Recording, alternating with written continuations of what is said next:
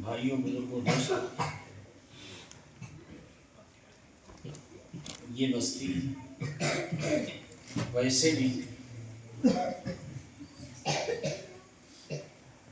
मदरसा शुरू होने से पहले जिस वक्त में गौरानी कवेलू की मस्जिद थी, उस वक्त में भी इस बस्ती के अंदर अजीब नूरानियत थी। तस्वुर में भी नहीं था कि इतना बड़ा इदारा अल्लाह ने यहाँ पे कायम कर देगा। ये पुराने बुजुर्गों की कोशिश, उनकी दुआएं, उनकी मेहनतें, उसका सिला हुआ। एक हाफिज साहब सैयद उस्मान मौली साहब के साहिबजादे सबसे पहले इस बस्ती के हाफिज कुरान थे। शायद आप लोगों को कुरान ना हो तो याद भी नहीं होगा। और उन्होंने सबसे पहले करजगांव इनामदारपुरी में कुरान शरीफ सुनाए थे। और यहाँ तो बरसों से अलम तरह से चलती चली आ रही थी, लेकिन अल्लाह का करम है, उसका फजल है, उसका एहसान है कि अल्लाह ने आज इतना बड़ा इदारा यहाँ पे कायम कर दिया। वो बुजुर्गों की मेहनत, कोशिश, जद्दोजहद और उनकी दुआओं का ये सिला है। अभी बीच में एक मौलाना से, मोहतमिम साहब से मेरी मुलाकात हुई। मैंने उनसे पूछा कि आपके मदरसे में इस वक्त में तलबा कितने हैं? तो ये कहने लगे कि हाफिज साहब, इस वक्त में हमारे मदरसे में 20-25 से ऊपर तलबा नहीं।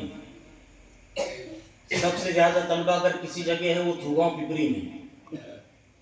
ये उनके अल्फाज थे जो इस वक्त तक इसके पहले उनके ज़ुबान पर इस मदरसे के बारे में अच्छाई कभी शायद नहीं है। और ये कहा कि सबसे ज़्यादा तलबा इस वक्त में थूगांव पिपरी के मदरसे में है। और उसकी वजह ये है कि लॉकडाउन के ज़माने में ये मदरसा बंद नहीं हुआ। किसी न किसी शक्ल में अल्लाह ने इसको चालू रखा, चाहे अपनी बस्ती में हो चाहे पराई बस्ती में।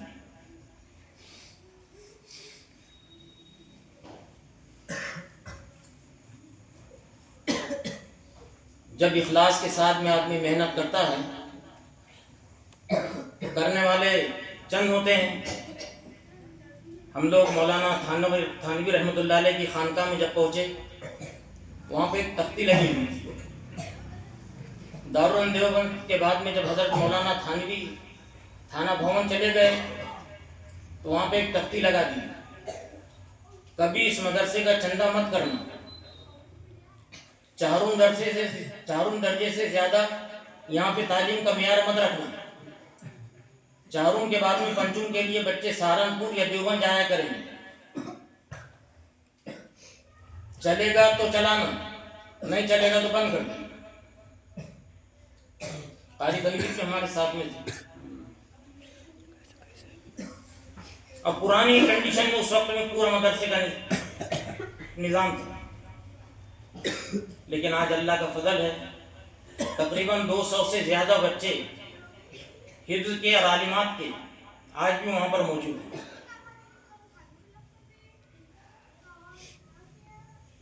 जो मेहनत करता है उनकी मेहनतों को अल्लाह रायगा नहीं जाने देता। और उसी वक्त में जब कारी तनवीर एक साल लगा के वापस आए तो अमीर साहब से इन्होंने मशवरा किया। अमीर साहब ने इनसे कहा कि तू बाबा जामा मस्जिद में नाइब इमामत के लिए आ जाए, मदरसे के चक्कर में मत हो। कारी तनवीर मायूस होकर करजगांव आए। अरे आप बोले अमीर साहब ने तो ये बोल दी। मैंने बोला वो अमीर साहब हैं, अपने को किसी आलिम से मशवरा लेना है,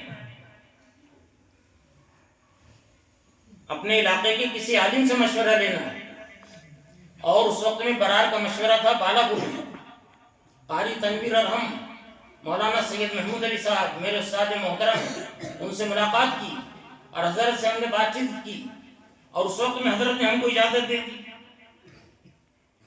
और उसके अंदर सबसे पहला प्रोग्राम इस मस्जिद के अंदर मौलाना सादिक साहब नदवी और मुशीर खां हजरत मौलाना अब्दुल कदीर साहब नदवी, मौलाना किसी वजह से नहीं आ पाए थे, अकोले से, छत्तीसगढ़ का प्रोग्राम था। लेकिन उस दिन का दिन है, आज का दिन है। अल्लाह ने हर साल के साल इस मदरसे को तरक्की नसीब फरमाते चला गया। और यहाँ तक है कि आज इस इलाके के अंदर ये मदरसे का मुकाबला शायद कोई मदरसा नहीं कर सकता। अल्लाह का शुक्र है, उसका फजल है, उसका करम और उसका एहसान है। मेरे दोस्त बुजुर्गों, अपने बच्चों को आलिम दीन बनाना, हाफिज कुरान बनाना, उनके अंदर इसका जज्बा पैदा करना कि हमारे बच्चे ये बने, आलिम दीन और हाफिज कुरान बने, ये मामूली जज्बा नहीं है, ये मामूली जज्बा नहीं है। ये अंबिया अलैहिस्सलाम की सिफतों में से एक सिफत है। अंबिया अलैहिस्सलाम की क्या सिफत होती थी? अल्लाह की जानिब से जो अहकामात आते थे, अल्लाह की जानिब से जो अहकामात आते थे, उनको याद करना और अपने उम्मतियों के अंदर चल फिर करके उसकी दावत देना और उम्मत को नहर पर लाकर खड़ा करना। हजरत अब्दुल्लाह इब्न मसूद रज़ियल्लाहु ताला के पास में हुजूर अकरम सल्लल्लाहु अलैहि वसल्लम के ज़माने में एक औरत आई और आकर के अर्ज किया, अल्लाह के रसूल, मैं बहुत गुनहगार हूँ और मुझसे इतनी खतरनाक खता हुई है और मैं शरीफ घराने की हूँ, मेरा घराना भी शरीफ है, लेकिन मुझसे खता हो गई कि मुझसे जिना हो गया और मेरा बच्चा पैदा हुआ, मैंने उसको मार भी दिया, अल्लाह मुझे माफ करेगा? अब्दुल्लाह इब्न मसूद रज़ियल्लाहु ताला ने कहा, तो बच्चा क्या किया तूने? कहा, उसको मैंने फेंक भी दिया। कहा, अल्लाह माफ नहीं करेगा।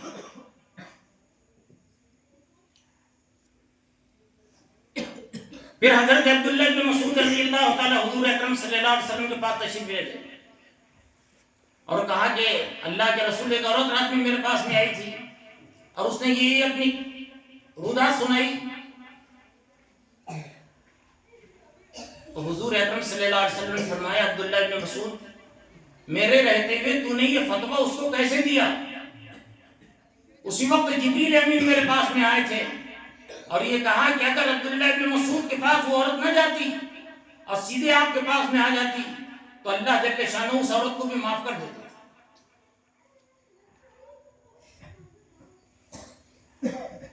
अब अब्दुल्लाह इब्न मसूद रज़ियल्लाहु ताला मदीना मुनव्वरा में एक घर पर पहुंचे कि भाई रात में मेरे घर पर कौन आया था ये मसला पूछने के लिए।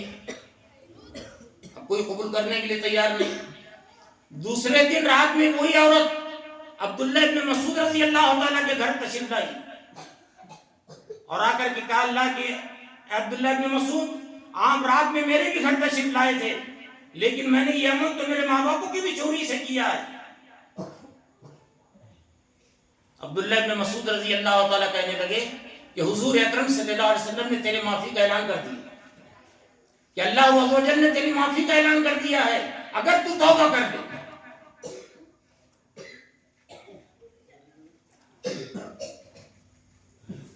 अगर तू तौबा कर ले अल्लाह के सामने सच्चे दिल से, तो अल्लाह तुझे भी माफ कर देगा।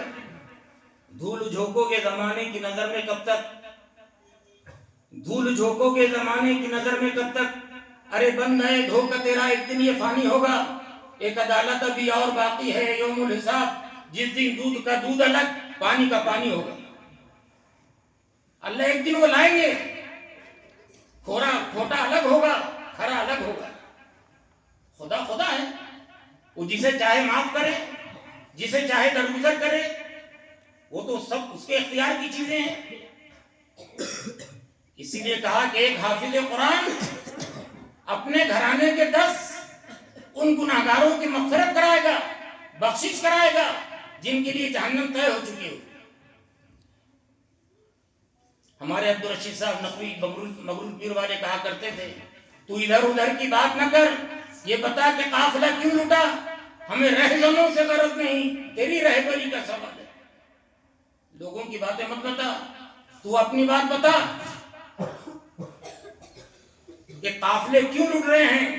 हमारी जिम्मेदारी यह है कि उम्मत राह रास्ते पर आ जाए, उम्मत सीधी रास्ते पर जिंदगी गुजारने वाली बने, उम्मत कुरान और हदीस को जानने वाली बने, उम्मत इसको समझने वाली बने कि कौन सा रास्ता गलत है, कौन सा रास्ता सही है, कौन सा रास्ता झूठा है।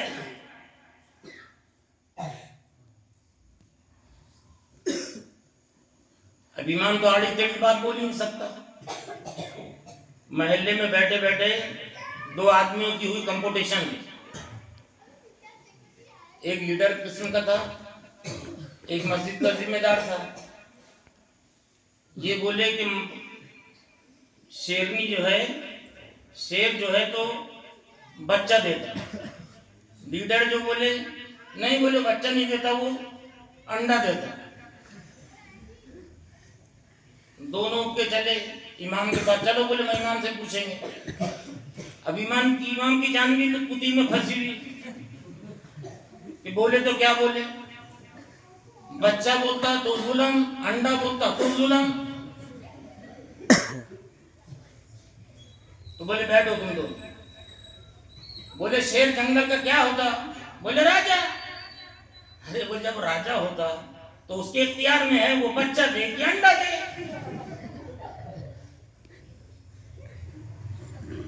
अब तो बड़ा सोच विचार करके कदम रखना पड़ता। अब काड़ा टेढ़ा कदम रखा, अपने वाले आकर बोलते जुम्मे के दिन, क्यों जी 6 नंबर के बाहर क्यों चले गए थे आज तुम? टीवी पर नहीं बोलना, चुगलखोरी पर नहीं बोलना, माँ बापों के हुकूक पर नहीं बोलना, बीवी के हुकूक पर नहीं बोलना। नहीं, वही लकीर है बिल्कुल।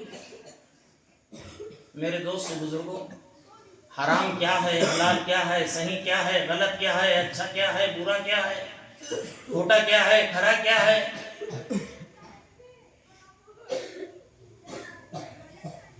अभी तक उम्मत को ये नहीं मालूम कि जुम्मे की अजान कौन सी असल है और कौन सी मजमा जोड़ने के लिए। क्यों जी, कौन सी अजान है? पहली जो अजान होती वो असल है कि खुतबे के सामने जो होती वो असल है? अरे बोलो ना, दादा तो बोलो। हाँ, पहले जो होती तो, अरे बोलो तो सही, दादा तो बोलो। पहले वाली जो होती माइक के सामने लोगों को बुला रहा है। फतवाओं के अंदर लिखा है कि अजान वो मुकद्दम है जो इमाम के सामने, खतीब के सामने पढ़ी जाती है। ये तो हजरत उस्मान गनी रजी अल्लाह ताला के दौर खिलाफत में शुरू की गई थी पहली अजान, ताकि लोग मस्जिद में जमा हो जाएं और खुतबा सुनने के लिए मुज्तमा हो जाएं। हम जब नागपांटी में पढ़ते थे, इख्तिलाफ इस पर चला कि अजान कहाँ से देना, खतीब के सामने से देना कि 4-5 सफों के पीछे से देना। हमारे अब्दुल करीम फारिक साहब रहमतुल्लाह अलैह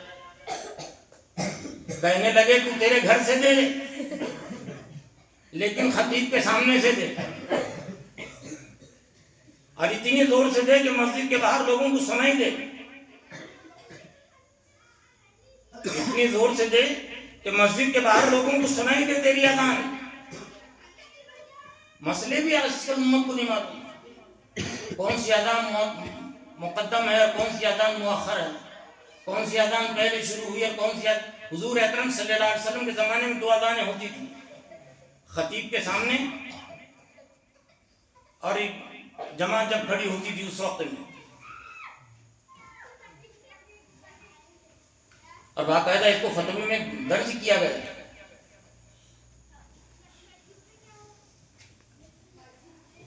इसलिए मेरे दोस्त बुजुर्गों, जिंदगियों के अंदर सुधार पैदा करना, उसके लिए मुताले का होना जरूरी है, उसके लिए पढ़ने पढ़ाने का होना जरूरी है, उसके लिए पूछताछ का होना जरूरी है, उसके लिए तहकीकात का होना जरूरी है। जिंदगियों के अंदर तहकीक पैदा हो और अमल की नीयत से पैदा हो, तब जिंदगियों के अंदर तग़य्युर और तब्दीली आएगी। अल्लाह हम सबको अमल की तौफीक अता फरमाए और अपने बच्चों को आलिम कुरान और हाफिज दीन बनाने की तौफीक अता फरमाए। फिसल गई तो फिसल गई गाड़ी,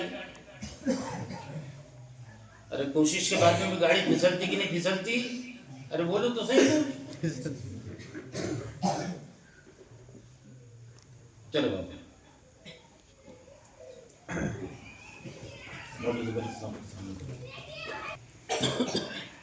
أعوذ بالله من الشيطان الرجيم بسم الله الرحمن الرحيم الحمد لله رب العالمين الرحمن الرحيم مالك يوم الدين إياك نعبد وإياك نستعين اهدنا الصراط المستقيم صراط الذين أنعمت عليهم غير المغضوب عليهم ولا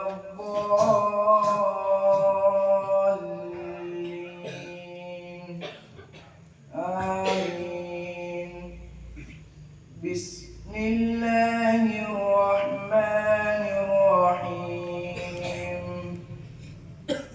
قل هو الله أحد الله الصمد لم يلد ولم يولد ولم يكن له كفوا أحد بسم الله الرحمن الرحيم قل أعوذ برب الفلق من شر ما خلق ومن شر غاسق إذا وقب ومن شر النفاثات في العقد ومن شر حاسد إذا حسد بسم الله الرحمن الرحيم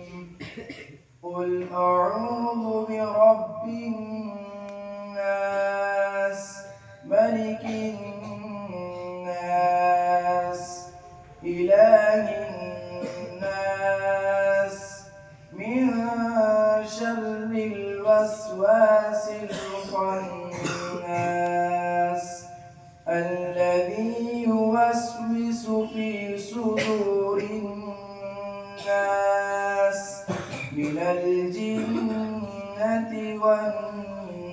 والناس بسم الله الرحمن الرحيم